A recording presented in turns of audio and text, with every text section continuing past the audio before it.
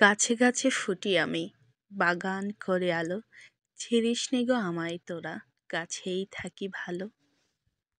আসসালামু আলাইকুম। সবাই কেমন আছেন? আশা করি সবাই অনেক ভালো আছেন। আমি আলহামদুলিল্লাহ অনেক ভালো আছি। সবাইকে শুভ সকাল। আজকের দিন সবার শুভ হোক এই কামনা করে আজকের ভিডিও শুরু করছি। ভিডিওর প্রথম থেকে শেষ পর্যন্ত সাথেই থাকুন। আশা করি গ্রামীণ লাভ আপনাদের অনেক ভালো লাগবে। ভিডিওর শুরুতে অবশ্যই একটা লাইক দিয়ে দিবেন। একটা লাইক আমার কাছে অনেক মূল্যবান, এবং আমার ভিডিওর কোনো অংশ যদি আপনাদের একটু ভালো লেগে থাকে অবশ্যই সাবস্ক্রাইব করে আমার পাশেই থাকবেন। চলে আসছি প্রতিদিনের মতো আমার মুরগিগুলোকে ছেড়ে দিতে।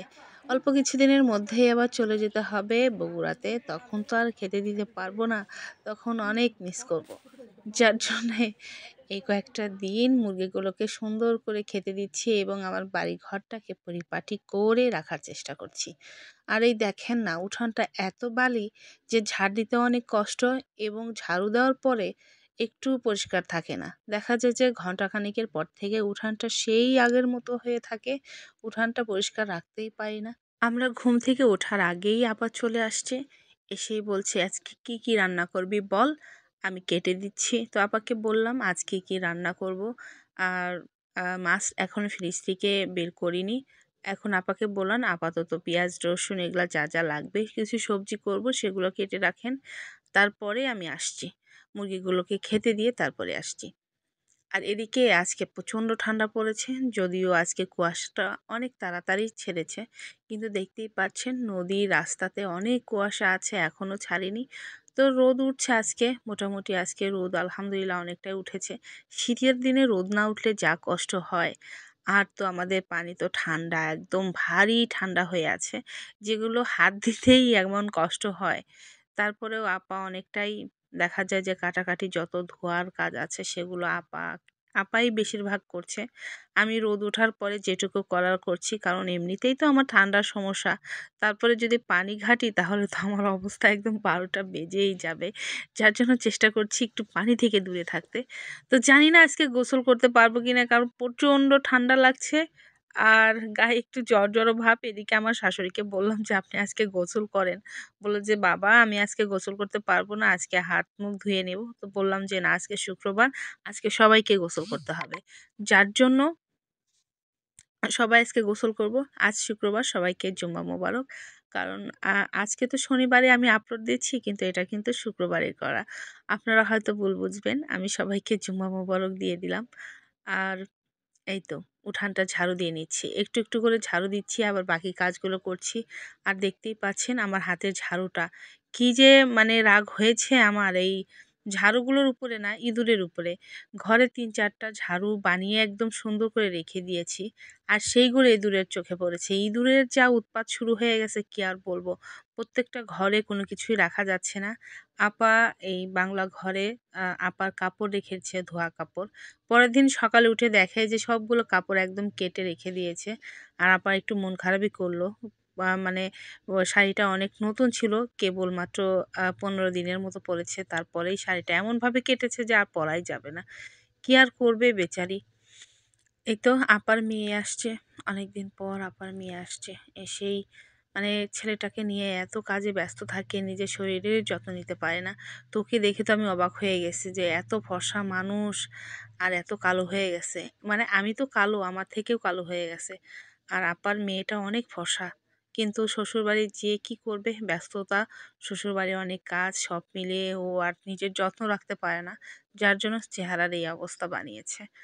তাই তো মোটামুটি আমার উঠানটা ঝাড়ু দেওয়ার শেষের দিক। এদিকে নিবিড়ের আব্বু আজকে যাবে একটু রাজশাহীতে। আমার খালা শাশুড়ির একটু বাড়িতে কাজ আছে জমি জমা নিয়ে। তো সেটার কাজের জন্যই যাবে। আরও অনেকেই যাবে। আমার মামা শ্বশুর যাবে, আমার আরেক চাচাতো মামা শ্বশুর যাবে।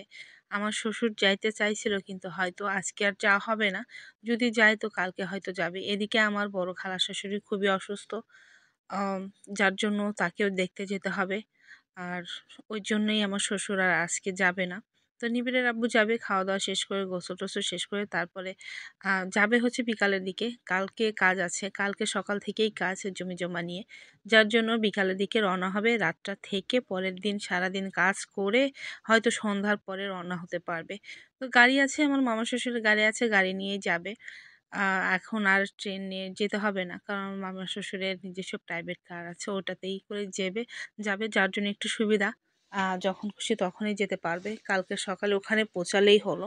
তো আমি নিবিড়ের আব্বুকে বললাম যে বিকালের দিকেই যাও, তাহলেই ভালো হবে। তো ওরাও নিজেরাও সিদ্ধান্ত নিয়েছিল যে বিকালের দিকে সবাই রওনা হয়ে যাবে। তো অনেকগুলো মানুষ যাবে, কাজেরও একটা ব্যস্ততা আছে তাদের। তো আমার শাশুড়ি ফোনে বলে দিচ্ছিল, এইদিকে আমার শাশুড়ি এদিক থেকেই টেনশনে মরে যাচ্ছে যে এতগুলা মানুষ যাবে, তার বোন কিভাবে সামলাবে। কারণ আমার খালা শাশুড়ি পুরো একা মানুষ। সবে বছরখানেক হলো আমার খালুজান মারা গেছে।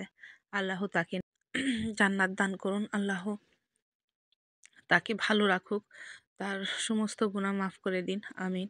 কারণ আমার মামা শ্বশুর বলছি, খালু শ্বশুরটা আমাদেরকে এত ভালোবাসতেন, বেচারা এত ভালো ছিলেন যা বলার মতো না। প্রত্যেকেই তার জন্য আফসোস করেন, তার আত্মীয় স্বজন পাড়া প্রতিবেশী যারাই আছেন তারা অনেক মানে তার জন্য কষ্ট পেয়েছেন যে এত তাড়াতাড়ি চলে গেছে। না, এগুলো আসলে বলা ঠিক না। আল্লাহ যতদিন হায়াত মত রেজেক সবই আল্লাহর হাতে। আল্লাহ যতদিন রেজেক বা হায়াত দিয়ে রেখেছেন ততদিনই আমরা বাঁচবো।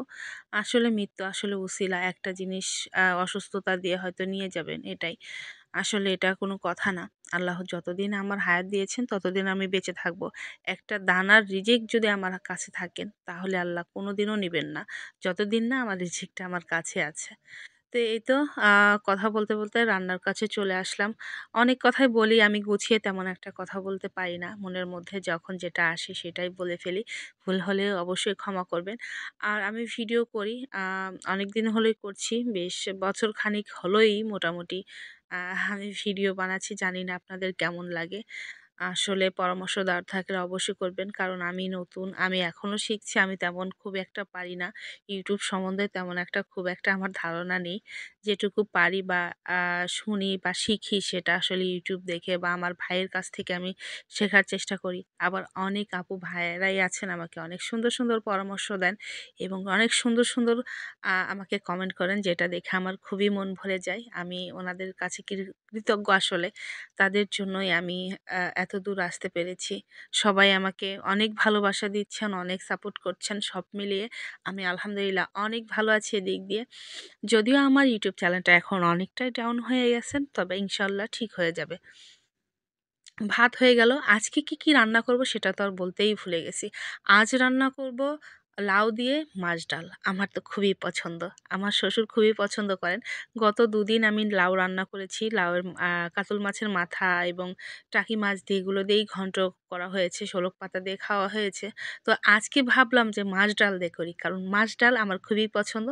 তারপরে যদি থাকে ডাউল, লাউ দিয়ে মাছ ডাল, তাহলে তো কোনো কথাই নেই। আজকের মাছ ডাউলে কোনো রকমের শোলক পাতা বা ধনিয়া পাতা দেব না। আজকে শুধু মাছ ডাউল দিয়েই রান্না করব। যার জন্য তাড়াতাড়ি করে আপাকে বললাম সবকিছু কেটে রেডি করে দেন। আমি আস্তে, আস্তে সব রান্না করে নেব। এদিকেই তো মোটামুটি গতকালকের তরকারি যেগুলো ছিল সবই গরম করে নিলাম। সকালবেলা এগুলো দিয়েই সেরে নেব। সকালবেলা দিয়েছি হচ্ছে বেগুন ভর্তা, আলু ভর্তা, সিম ভর্তা।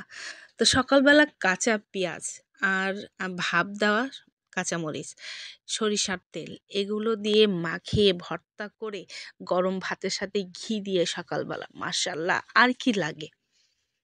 তো এই তো রান্নাবান্না শেষ করে নিবিড়ের আব্বু বের হয়ে পড়ল। কক্সবাজার থেকে এসে বেচারা অনেক ক্লান্ত, নিবিড় অনেক ক্লান্ত। এসে আবার কাজের উদ্দেশ্যে রাজশাহীতে রওনা হচ্ছেন। আসলে এই ১ম আমি ওকে হ্যাঁ, দেখাইলাম। তবে মুখটা তেমন ভালোভাবে দেখাইনি, কারণ ও ক্যামেরার সামনে আসতেই চায় না। তবে আজকে একটু, একটু নিয়ে আসছি। কিন্তু ও কিন্তু জানে না আসলে যে ওকে ক্যামেরার সামনে নিয়ে আসছি। তো আজকের মতো এখানেই শেষ করছি। সবাই ভালো থাকবেন, সুস্থ থাকবেন, নিজের যত্ন নিবেন। সবাইকে আল্লাহ হাফেজ।